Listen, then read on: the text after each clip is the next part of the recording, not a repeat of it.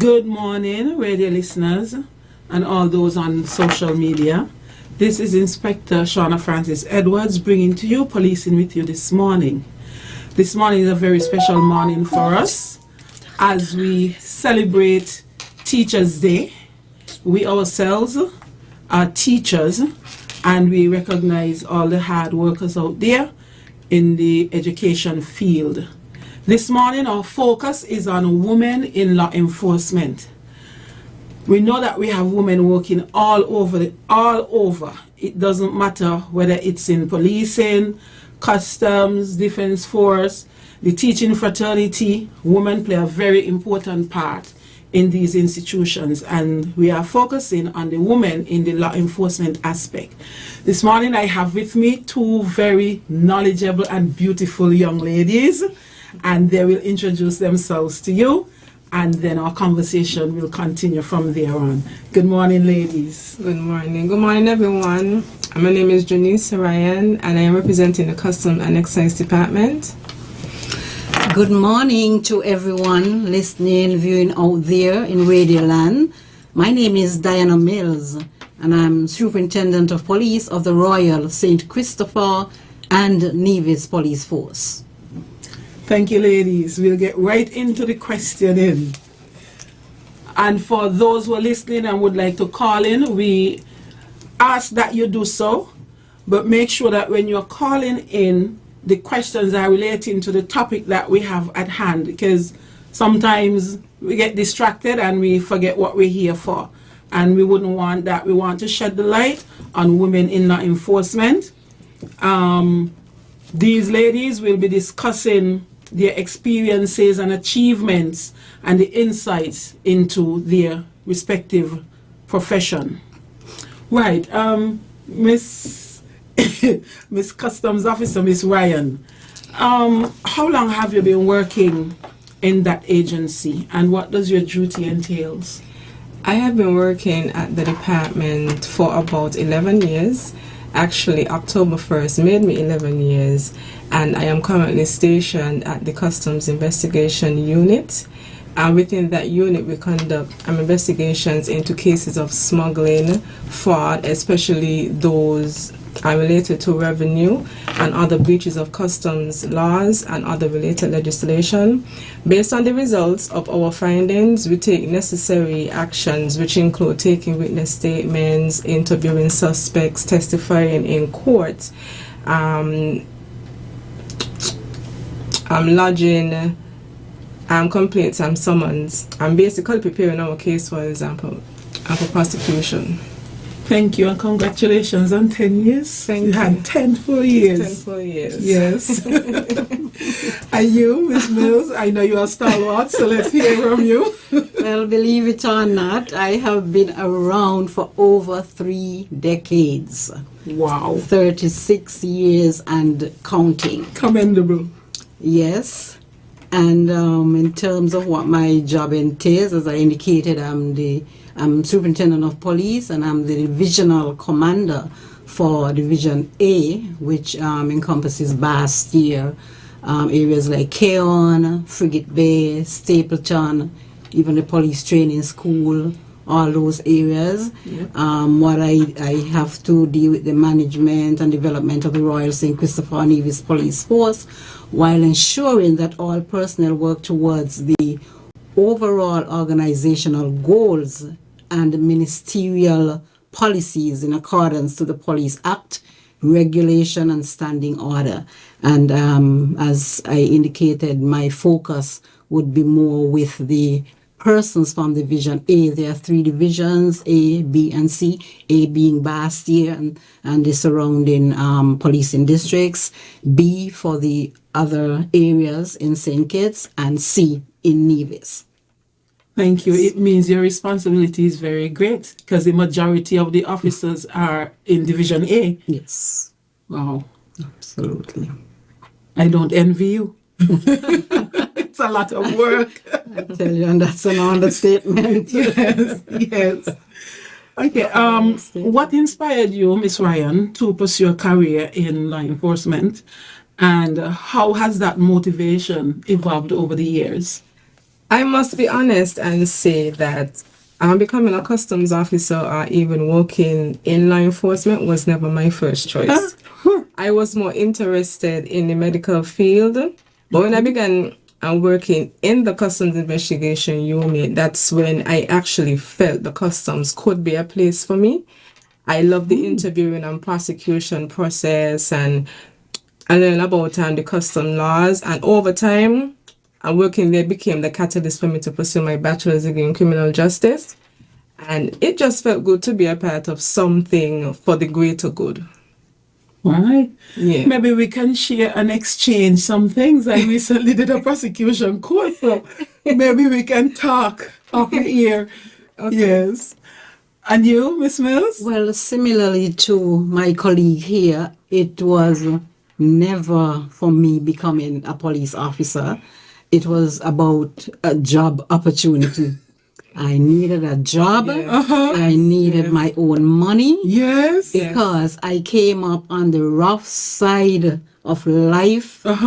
And I couldn't wait to just have my own money to take care of myself. Yes. However, having become the police officer and having my own intentions of leaving after 3 years, as I indicated, you see how long I am here. I am still here. 3 decades later. Because something actually took a hold of me.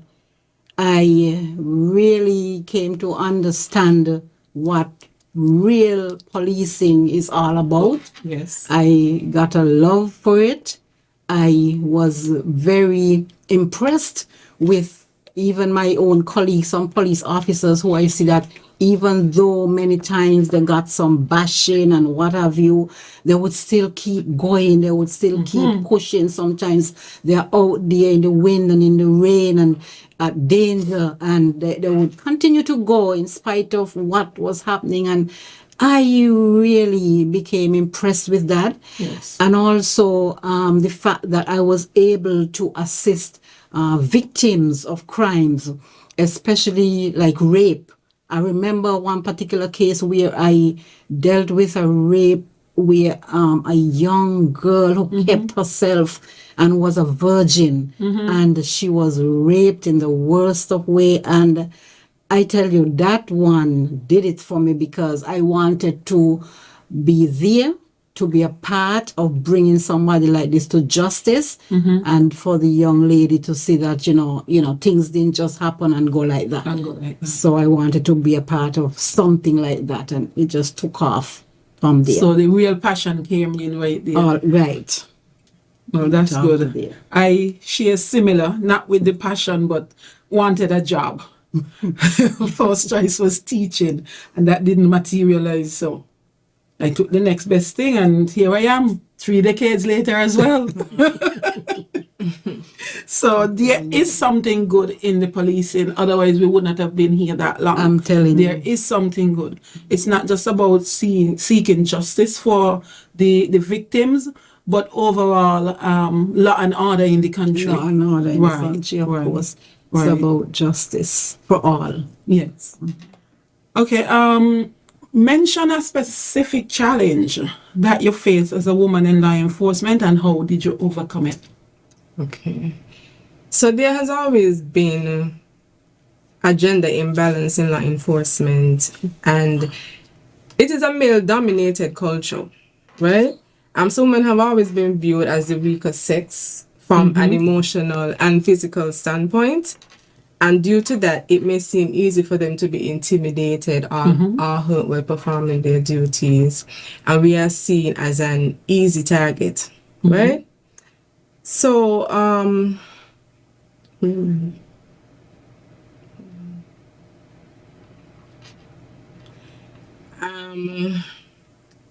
these men can become irate, those from the public and even the working peers. Yes. And they can speak to you in a disrespectful manner. And that is something that I've experienced, and more so with the public, right? Yes. And that was when I was a newbie. But over time, I have learned to stand my ground and know how to diffuse irate situation. Yeah. Okay. Well, that's good because we can always be preyed upon and don't fight back. Right. I mean, if you chase a lizard all the way and back it up a wall, believe me, it's coming back at you. Yeah. So sometimes that's the point it get to when we decide, well, I'm not taking the pushover anymore. Right. I have to fight back. But that is good. And you, Miss For Mills? me, I had challenges with upward mobility, Yes. as specifically as a woman, because I can recall in the initial stages when there was promotion to be had, Yes. and I would have done all that was required. Yes. I would have passed my exams since in 19 something. Yes. Passed my exams. I would have gotten my good PDR, very Yes. outstanding PDR, and I would have done sometime coming out first in interviews, etc. And then I would have been told sometime things like, I was married and of course I wanted to be having children. So one time I was pregnant and I was told that because I was pregnant at the time, they would push back my promotion to another time. This kind of thing. So yes, you see where my being a woman, Oh, Lord. yes, affected my upward mobility. I would yes. hear things like that. Yeah, and that went on for some time. That could be very disheartening because you would have met all the required standards and you know definitely that you can perform the task for which you are applying to be promoted. And then when you're just being put down because you're gonna have children, or when you get promoted you will not be able to function in that capacity for a while. But what if you get promoted and you get sick? You still won't be performing in that capacity for a while either. So, I mean, to use that as an excuse, that's just not right. That's just not right. Yes, but that went on for some time. Yes. Mine was not as bad. I was actually in hospital when I got my promotion to sergeant. Okay. So, There you go. but the next promotion to inspector, that was rather difficult. It was similar to yours, and they preferred males to be promoted in at that time. At that time. But We have come a long way. yes, and even though the males were promoted, sometimes they still couldn't perform the duties that I was performing. But we can't change how the people feel, The least we can do is accept and let the Lord intervene. There you And go. and he has been doing that. He has been doing that.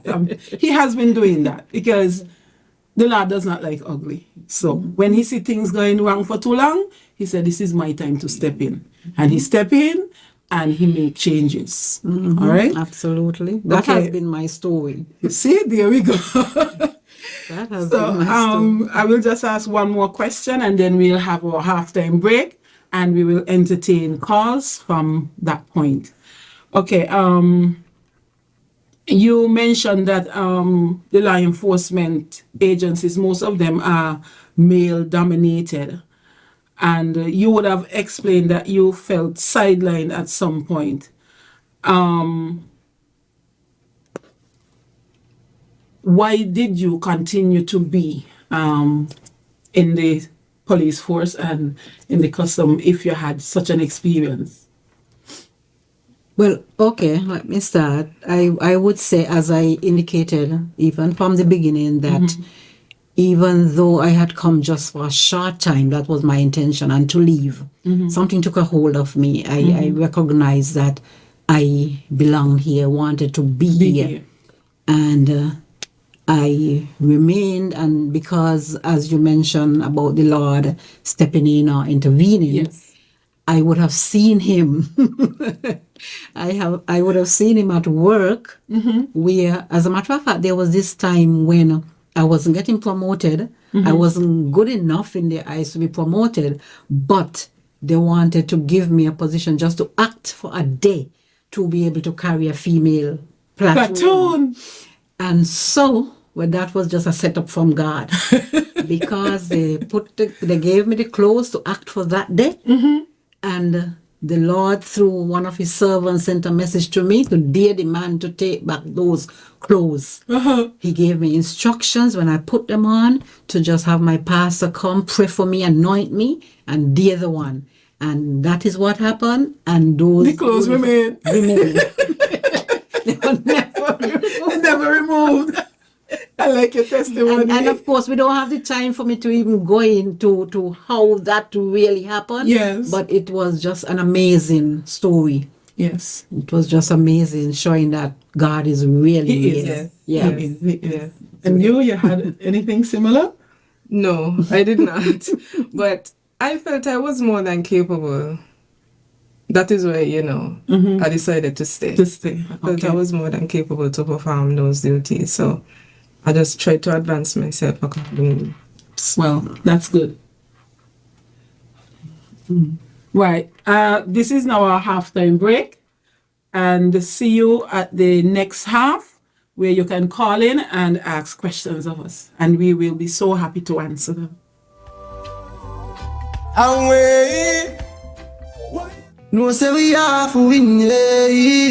When it comes to electrical solutions, trust the experts. At Static Electrical Services, we're your trusted partners in all things electrical engineering. Our team of highly skilled electrical technicians are dedicated to delivering top-notch services for both residential and commercial clients. From design and installation to maintenance and repairs, we've got you covered. We work closely with our clients to understand their unique needs and deliver tailored solutions that save time and money. Join the growing list of satisfied customers who trust Static Electrical Services for all their electrical engineering needs. Email us at staticelectservices@gmail.com or call or WhatsApp 669-4225. Static Electrical Services, where expertise meets excellence and every connection matters. Your power, our passion.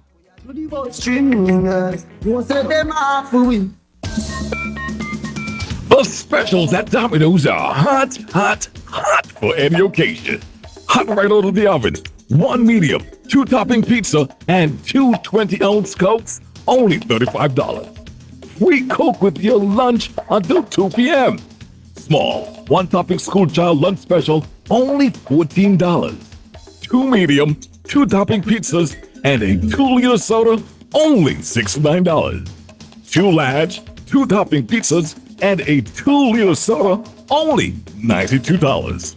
Oh, and the big one, baby. Free large pizza every Tuesday with your favorite 2 for Tuesday special. So come on down or call and order now and experience our tasty oven-baked goodness.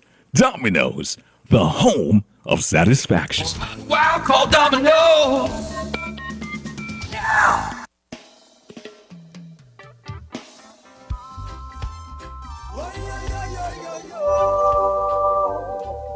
Good morning, radio listeners again, and welcome to the second half of Policing with You. This morning we are dealing with the topic, Women in Law Enforcement. And with us we have Miss Janicia Ryan of His Majesty's Customs and Superintendent Diane Mills of the Royal St. Christopher and Nevis Police Force. Welcome back again. Right. Just before we break, we spoke about challenges, sideline, and the difficulties that women have sometimes in law enforcement. Highlight one project that you have worked on and it had a significant impact on the community.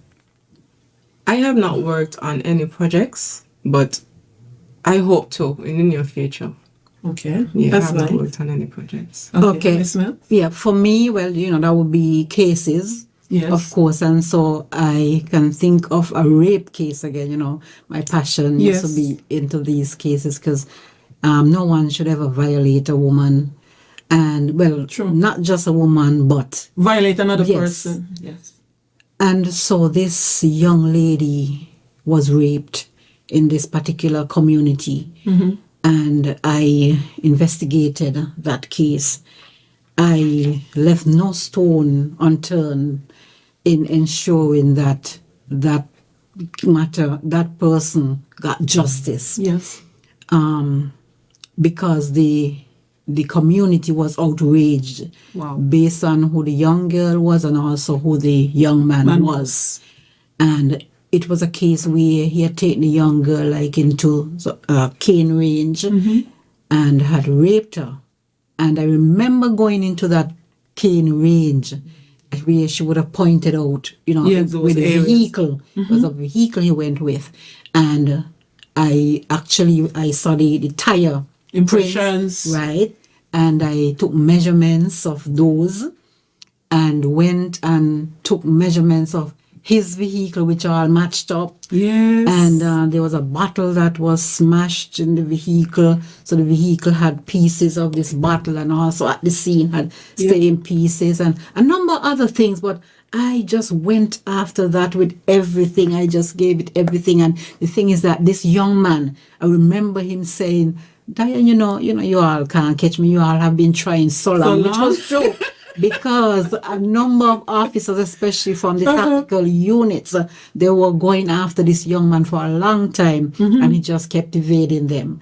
And so he felt like this would just be another time. one. But I was happy he said that to me. Yeah, Yes. yes, I think we're getting a Good question. morning. Good morning.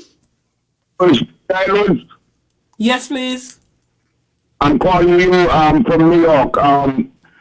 It's nice to see Superintendent Mills again. She used to host the show, and I ain't seen it for a while.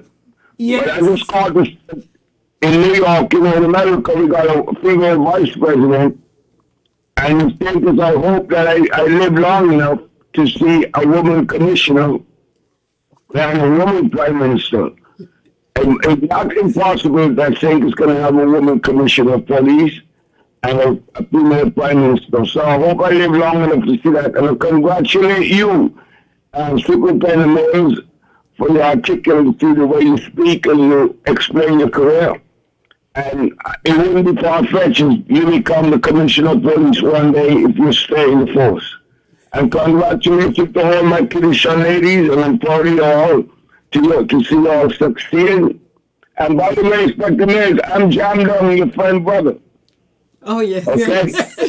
All right. You're regular. You're Yes. regular. I know the voice. And thank you for your kind words. Yes, thank you. All right. No. Next one.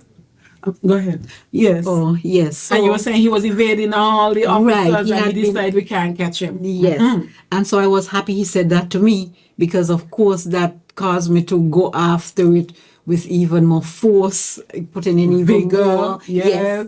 And it turned out that the matter went to court. He was convicted, and he got many years in prison. And of course, the persons in the community were happy to see that finally something had happened, at least to slow down that young man, because he was doing a lot of stuff, getting away with a lot of things, and so forth. And even at the end of it, the judge, well, I had worked around that time on a murder case this time, just to show you the difference. The difference. With that, I really had that intention of seeing things go that way, Yes. because it needed to. But on the other hand, I had worked on a murder case where the young man, even though he was charged with murder, in my investigations, it was proven that the other person who was killed was really the aggressor. Everyone said I saw him going with this machete, and they said, "Why were you going with that?" And he said, "I have this for the person, So. another, and so forth." And they spoke to him, but he still went. The other person got the upper hand, and he was killed. And so I ensured that I got the evidence at hand. Sometimes we as police officers, some police might want to say, they want to win a case, but it's not about winning a case, it's about justice. And that so I so see true. that he was the other person was the aggressor, and I had the case to be put out there that way. Yes. And the judge was very pleased with that.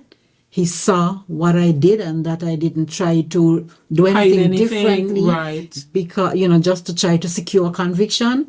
And he actually had called me with the charge it was at that time, and commended and said with all the areas he had worked, he had never seen somebody, especially a female, perform like that before. He was pleased, like I said, because it wasn't about trying to get a conviction, but It was to bring about out the justice truth and yes. justice. Yes. And, And we as law enforcement, sometimes it is difficult, even in your work as well, Miss Ryan. Sometimes the evidence that you gather during the investigation, it doesn't all go on the side of the victim. Some of it goes on the side of the defendant or the accused. And you have to call it what it is. You cannot hide the evidence for the accused and just show everything for the victim. That will be like a one-sided affair. And if the judge or the magistrate looks through it and it see that something is actually not so right there, the defendant is going to walk. And that is why we have to put all of the information out there. Good morning, caller. You're on. Inspector Edwards, I'm me calling back from New York. Yes. I just want to emphasize this. New York City had the first female police commissioner in over 200 years. So it's not far-fetched. One day think we will see our first police commissioner and first prime minister. Thank you very much for taking my call, ladies. Thank you. All right. I know you would have shared some experiences, community project and all of that. And that seemed to be an extreme moment in your career when you were very proud of yourself as well. What about you? Do you have such experience to share, Ms. Ryan? Yes, I do. It was when I was given the opportunity to supervise. Okay. And once you're dealing with people, it is always going to be a challenge. Yes. So that helped me to realize my strengths, my weaknesses, and the importance of communication and teamwork. So I was really, really, really glad for that opportunity. Well, and if I may even come back in terms of being proud of myself, there was this time that I was given the opportunity to go on a course overseas at the FBI Academy at Quantico, Virginia. School. I'm telling you.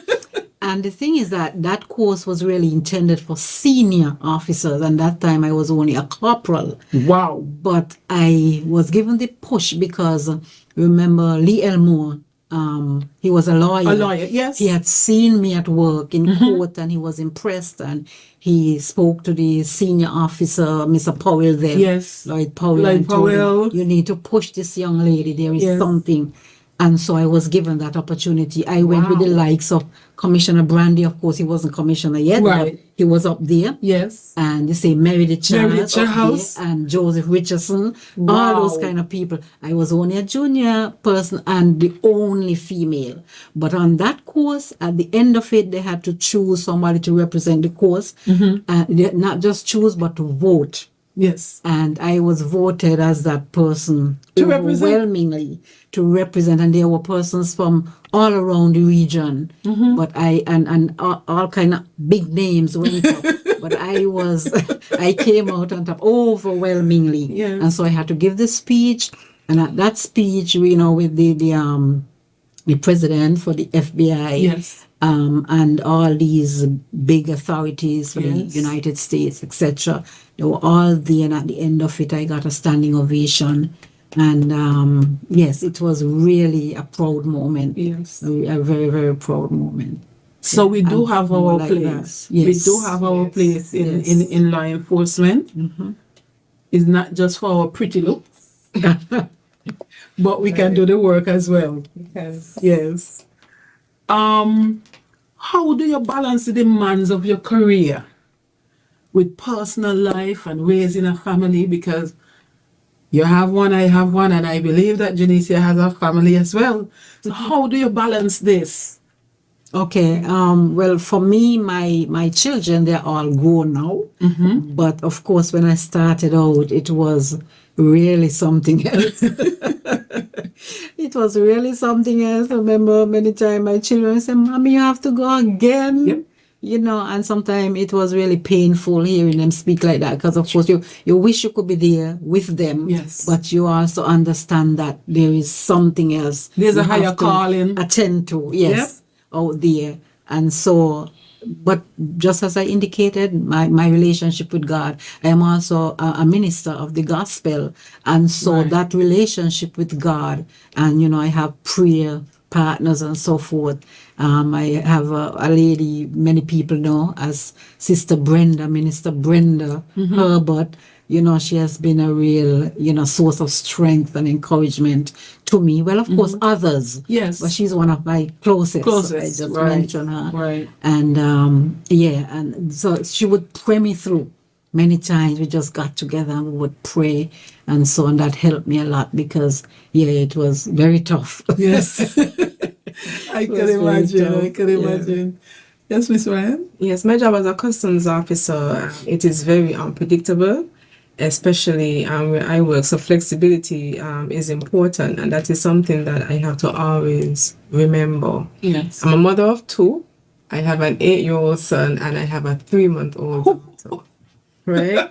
I'm a Saiyan journey, just want to tell them hi. But so having a support system is a must for me. Yes. And that's the way I balance. And when it comes to raising my children, I work on a schedule. I have to work on a schedule. And if I'm in the event that I have to be present aside from the normal 8 to 4, then I rely heavily on my support system to be there for me. I always say that I am a mother first before I am anything else. But I have to always remember that my job is what provides for my family, and it is just as important. So I have to be there. Once I can, I'm going to be there. Right? It is important. Yes. Yes. Oh, sorry, you were finished? Yes, sir. Oh, no, the fact that you mentioned your children. Yes. I read because I don't want my children to go feeling. So my sweet Azure Mills, the Andrew Mills and Xavier Mills, they're 3 wonderful children. They were there and they understood, of course, they didn't understand back then and so forth, but eventually they saw what was happening and they also helped to encourage me. Yes. Yes, so. Well, I have such a support system as well. I have an adult daughter, and she has been there in the background when I have to go home and then have to go back to work. She will hold the 2 younger ones for me. One's 16 now and the other one is 8. But back then they were like 6 and non-existent and the kind of thing. So when you are a female, especially the head of that family, you really need a strong support system to assist when you are out, to make sure that the children are looked after in the correct way. Their needs are met, they go to school, clothes, the whole work. Everything that you will do for them when you are there, you would like the support system to perform that same role. And it's really a balancing act. Yes. For me, I didn't have any children until I joined the force. They came in after my job. So I will say my job comes first and then the children after. But it is not so nice when you put the job first, because sometimes you neglect certain important aspects of the children's lives. And then sometimes they are not forgiving. They figure, well, mommy should have been here or daddy should have been here. And they do not understand that the job pays the bills. Correct. So it's a ticklish situation in balancing these activities. Right. What steps do you take to continue your professional development and stay up to date with the latest advancement in law enforcement? Okay, so you look at me. Yes, yes, Miss Mills. Okay, well, for me, I have been blessed, I would say, to have been sent on many courses, locally, regionally, and internationally. I've been to the Regional Police Training Center in Barbados several times on various courses, came out on top, same way. I've been on course in Jamaica, Trinidad, different states in the United States of America. I've been to El Salvador, I've been to Colombia, I've been to Guatemala, I've been to England, and you name it. Yeah. I've been around. Courses or training. So, of course, I would have been learning all along. I've also done a course here at the UE Center in Management. I also had come out on top in that course. And yes, I tried to read up and stay on top of things, try to look at best practices. Yes. And even do your own on-job training right. here and practices, etc. And of course, like I said, I can't leave that out. My God experience, Yes. that is always the one that is really propelling me in everything. I can't leave that out. Of course you can't. Yes. Right. Yes, Miss.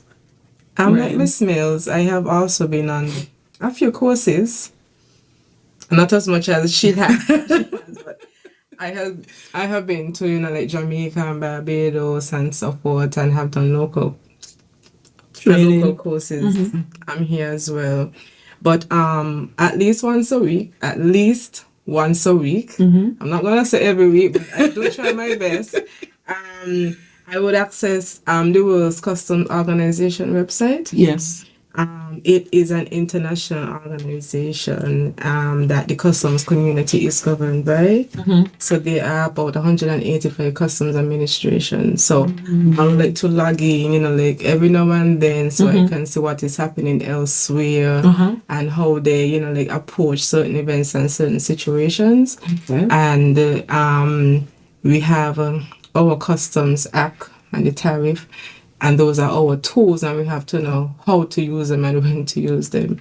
So I agree. now and again, I would, brush up myself on them from time to time, go through them and so forth. Okay. Well, that's good. And I mean, it's the tools of our trade, so we have Right. to make sure we are on top of the tools. Right. And if the tools need tweaking, we know where to go and get them tweaked. Right. So that is real good. Any encouraging words that you want to give to other females who are in the law enforcement arena? Know that you are capable. Use your voice and feel that you belong. And most importantly, educate yourself.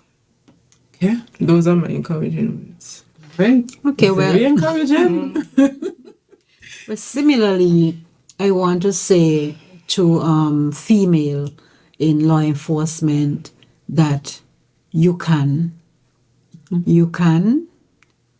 are quite able. You can do it.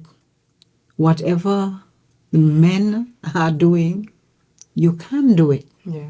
You may not have the physical strength like the men, but you have, I believe, the more internal strength. A woman just have that. And what I want to say is that I heard my colleague here mention something earlier in terms of being a female and sometimes the things that come at you. And this is something that happened. You have some men that look upon the women as if, well, you're just there for that, like some sort of sexual something.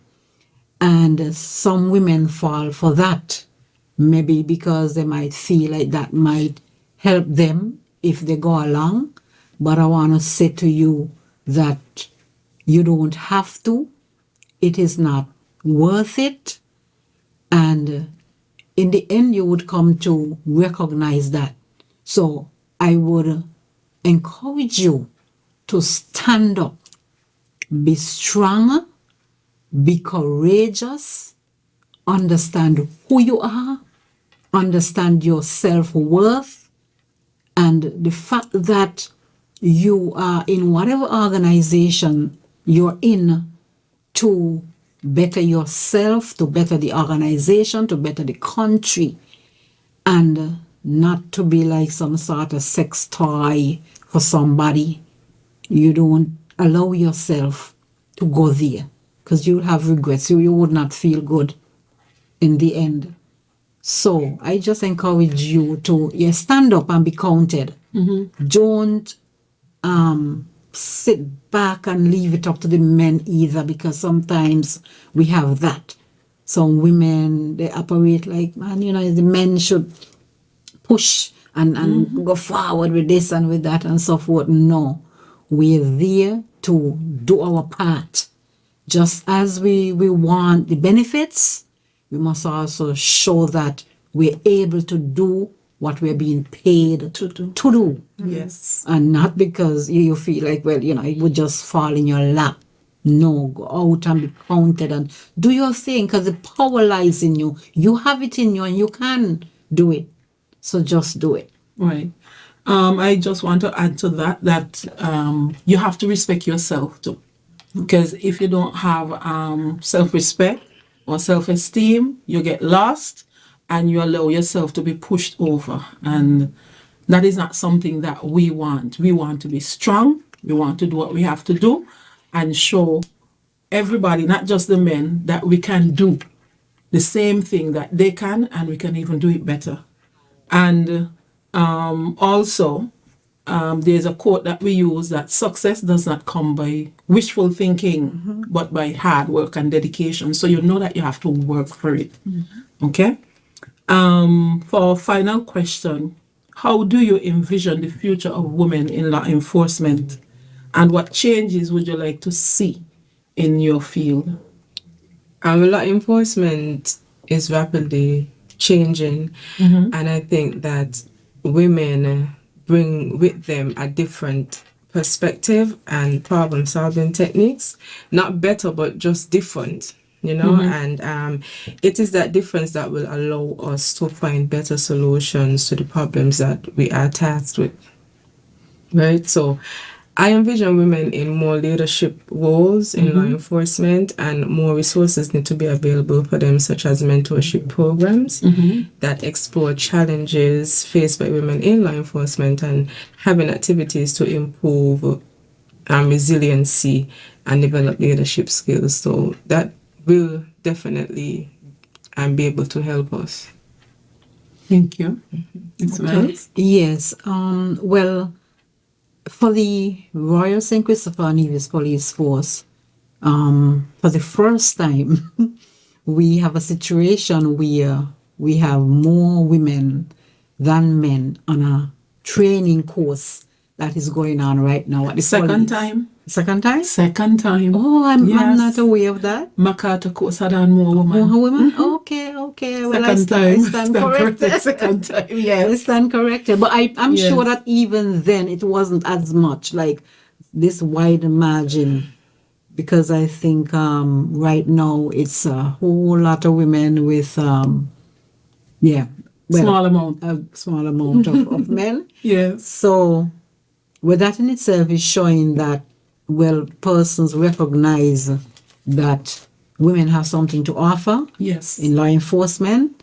And actually, I heard the commissioner mention something, I would not say it here. Yes, I but understand. he has intentions even for doing what he's doing where that is concerned. Concern. And so it's just for the women to take the opportunity and make good of it. I agree. How about, to me, it's high time that there is some sort of place, because we have children. Lots of females in law enforcement have young children, and sometimes we have to be away from them, and sometimes everybody is not blessed with the same support system. And it would appear that some children might be abandoned or left behind at some point when the parents have to go to work. How do you envision that a place for the children, to be left, so that when the parent finish working, the parent can go and collect the child and all that, and it is not a hefty expense on the parent to have night sitters? Well, I'm seeing an indication that we're supposed to So, be wrapping up no- at this no? time. So maybe we can speak of that on another show. time? Okay. Yes. All right. There's Well, indication. thank you, ladies and gentlemen, and all those persons who were listening via media platform. We are grateful for the calls that we had from Mr. Manners. And we do encourage people to call in when we are on the show, share your views and experiences, and ask questions. We'll be answering as we are able to. We focus on women in law enforcement today, and I would like to thank my guests, Miss Janicia Hanley, Ryan and Mrs. Superintendent Diane Mills for sharing their experiences as females in law enforcement. Next week, we'll have a similar program, so stay tuned and do enjoy. Have a blessed day. Everywhere. Say what you think, what you think, what you think, what you think about Jersey. What you know, what you know, what you know, what you know about love. Why all the segregation, all our but one nation, whoa. Let us unite as one. Let us unite as one. Tune in for Policing with You, half-hour radio program every Thursday morning at 9:15 on ZIZ Radio.